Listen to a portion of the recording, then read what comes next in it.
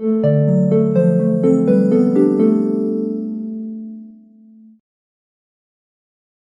And welcome to the worldwide post. दोस्तों, Russia और Islamic Emirates of Afghanistan की तालिबान को लेकर बड़ी खबर निकल कर आ रही है जो जियोपॉलिटिक्स की दुनिया को हिलाकर रख सकती है। खबर यह है कि Russian president Vladimir Putin Taliban को टेररिस्ट ग्रुप की लिस्ट से बहुत जल्द हटा सकते हैं। पुतिन के मिनिस्टर्स ने पुतिन को यही एडवाइस दिया है और काफी हद तक पुतिन भी इसको लेकर सहमत है, एग्री है। अगर पुतिन एक बार ये चाल चल देते हैं तो धीरे धीरे एक एक कर मैं शॉक नहीं होऊंगा कि एक बार को Islamic Emirates of Afghanistan BRICS और एससीओ जैसे ऑर्गेनाइजेशन में ज्वाइन हो सकता है, क्योंकि चाइना और रशिया इसे पसंद करेंगे, सपोर्ट भी करेंगे। अफगानिस्तान एक छुपा हुआ $1 ट्रिलियन इकोनॉमी है और आगे चलकर Saudi Arabia, United Arab Emirates, Qatar, Oman सब के सब इसे रिकॉग्नाइज कर लेंगे और इस लिस्ट में इंडिया भी शामिल हो सकता है। पास्ट में मैंने इसके रिलेटेड 2-3 वीडियो बनाई थी और मैंने उसमें कहा कि गाइस, अगर इंडिया पहले तालिबान को इस्लामिक एमिरेट्स ऑफ अफगानिस्तान को रिकॉग्नाइज नहीं करता तो कोई और देश ये काम कर लेगा। ये काम एक ना एक दिन होना ही था।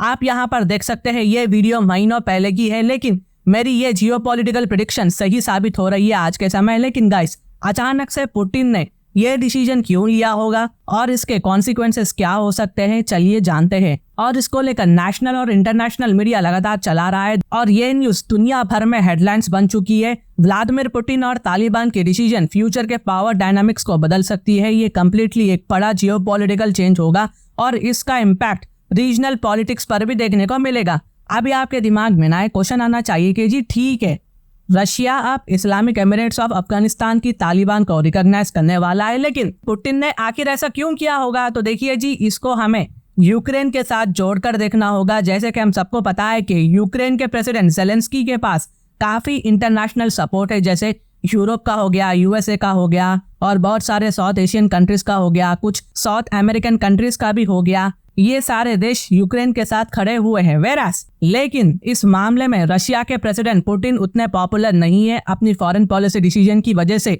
आज के टाइम पुतिन को बहुत ही कम सपोर्ट मिल रहा है। इसी वजह से पुतिन अब नए अलायंस ढूंढ रहे हैं और तालिबान उनकी रडार पर आ चुका है। हाँ जी, सही सुन रहे हो आप।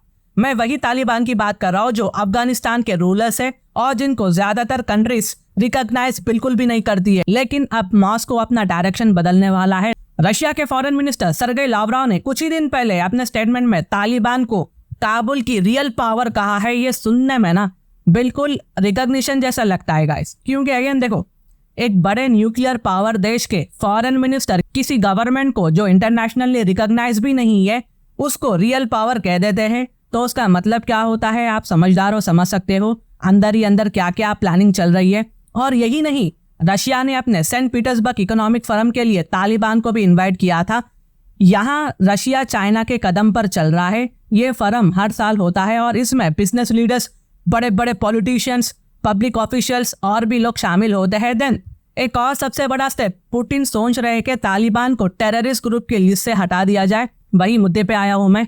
अगर मैं पर्सनली कहूँ तो पुतिन में इतना तो दम है, पावर है कि वो तालिबान की मदद कर सकते हैं, रिकॉग्निशन दे सकते हैं।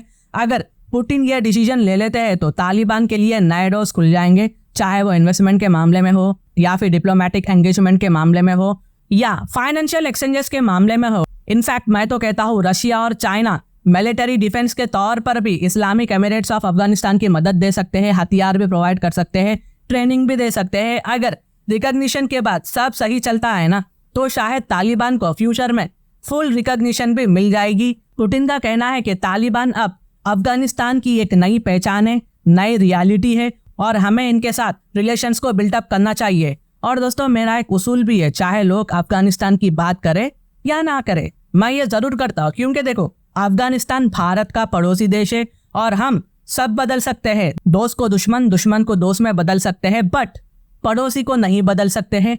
आज या कल हम पीओके वापस ले लेंगे और तब अफगानिस्तान का रोल बहुत ही ज्यादा इंपॉर्टेंट होगा। यहाँ पर हम चाइनीज इन्फ्लुएंस को नहीं बढ़ने दे सकते हैं, क्योंकि चाइना ऑफ कोर्स इससे फायदा उठाएगा। अगर उसका इन्फ्लुएंस यहाँ पर जम जाता है तो पीओके लेने में हमें परेशानी भी हो सकती है। और आने वाले टाइम में, मैं 100-200 साल की बात कर रहा हूँ, 100-200 साल के बाद अफगानिस्तान कम्प्लीटली ट्रांसफॉर्म हो जाएगा और कहीं ना कहीं इतने लंबे समय बाद हमें कंप्लीट जियोपॉलिटिकल शिफ्ट भी देखने को मिलेगा। तब हाइपोथेटिकली स्पीकिंग के इस्लामिक वर्ल्ड का चेहरा अफगानिस्तान बन सकता है। अगेन चांसेस बहुत ज़्यादा हाई है और मेरी बात में दम भी है, क्योंकि जिस तरह से फ़िलिस्तीन में जो कुछ हुआ है ना, मुस्लिम वर्ल्ड सऊदी अरबिया की organisation of Islamic corporation OIC की एक बड़ी नाकामी समझती है।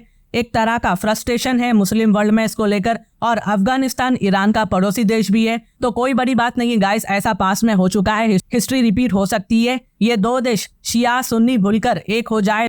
लेकिन इंडिया के केस में हम क्लियर है, हमें अफगानिस्तान के साथ अच्छे ताल्लुकात करना पड़ेगा और ट्रेड को बहुत ज़्यादा बढ़ाना होगा, इनफैक्ट चाइना से ज़्यादा बढ़ाना होगा, ताकि अफगानिस्तान और इंडिया के बीच में अंडरस्टैंडिंग बढ़ सके। क्योंकि हम अफगानिस्तान को दूसरा पाकिस्तान बनने नहीं दे सकते जो चाइना का करीबी दोस्त हो। अब इसके अलावा पुतिन की वजहों में से ना और क्या क्या वजहें हो सकती है कि Russia Islamic Emirates of Afghanistan को रिकॉग्नाइज करने बैठा हुआ है। तो देखिए, अफगानिस्तान के पास $3 ट्रिलियन के रिसोर्सेस है जो वेस्टर्न कंपनीज नहीं टच करेंगी, क्योंकि ऑफकोर्स वेस्टर्न कंट्रीज यहाँ से भाग चुकी है। ये रशिया के लिए एक बड़ी अपॉर्चुनिटी बन चुकी है, प्लस भारत के लिए भी अच्छी अपॉर्चुनिटी बन चुकी है। मैंने पास्ट के वीडियोस में ये भी बात कह दिया था कि अगर इंडिया अफगानिस्तान के साथ फायदा नहीं उठाएगा तो कोई और देश अगर यहाँ पर फायदा उठा लेगा, इंडिया देखते ही रह जाएगा। तो इंडिया को यहाँ पर हरकत करने की जरूरत है। अगेन देखो, कहना आसान है, करना मुश्किल है, लेकिन हमें यहाँ पर करना ही होगा। और दोस्तों, एक और वजह कनेक्टिविटी की भी हो सकती है। अफगानिस्तान का स्ट्रैटेजिक लोकेशन साउथ एशिया को सेंट्रल एशिया से कनेक्ट कर सकता है, प्लस यहाँ पर ना तालिबान एक लॉजिस्टिक हब बना रहा है जो वेस्टर्न अफगानिस्तान में मौजूद है, जहां उनका फोकस रशियन ऑयल पर है। यानी रशिया को अफगानिस्तान से फायदा होगा और अफगानिस्तान को रशिया से भी फायदा होगा।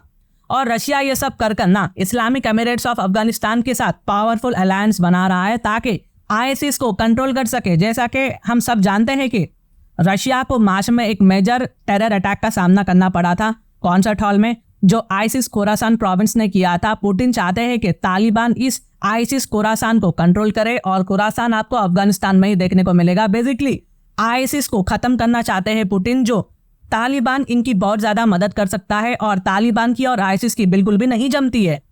ये वही स्ट्रेटेजी है जो वेस्ट ने भी यूज किया था एक टेरर ग्रुप को दूसरे के खिलाफ करने में। लेकिन आप रशिया पर अंधा ट्रस्ट तो नहीं कर सकते हैं, हम किसी भी देश पर अंधा ट्रस्ट नहीं कर सकते, लेकिन एक न्यूट्रल ट्रस्ट कर सकते हैं रशिया पर। कंपेयर टू वेस्ट, रशिया भरोसे के लायक है, हम मानते भी है। दोस्तों, ये डेवलपमेंट्स अपने आप में ना काफी मायने रखते हैं। रशिया और तालिबान का ये पोटेंशियल अलायंस जियोपॉलिटिक्स को कैसे इम्पैक्ट करेगा, ये देखना काफी ज्यादा इंटरेस्टिंग होगा। क्या ये अलायंस सक्सेसफुल होगा और इसका इम्पैक्ट रीजनल स्टेबिलिटी पर कैसे होगा आने वाले 200-300 सालों में, तो ये सब आने वाले वक्त में ही पता चलेगा। अगर आपको मेरी वीडियो पसंद आई गाइस तो प्लीज इसे लाइक करिए। लाइक करने से जो है मुझे हिम्मत मिलती है, कॉन्फिडेंस बढ़ जाता है मेरा। शेयर करें और अपने दोस्तों के साथ जरूर डिस्कस करें। कमेंट्स में अपनी राय जरूर बताइए, मुझे रियली आपका ओपिनियन जानना है। तो हम मिलेंगे अगले वीडियो में एक नए टॉपिक के साथ। तब तक के लिए अपना ख्याल रखें और कनेक्टेड रहिए। इंटरनेशनल अफेयर्स के लिए आप मेरे चैनल को सब्सक्राइब कर सकते हैं। Thank you for watching, thank you for hearing and I always say God bless you all.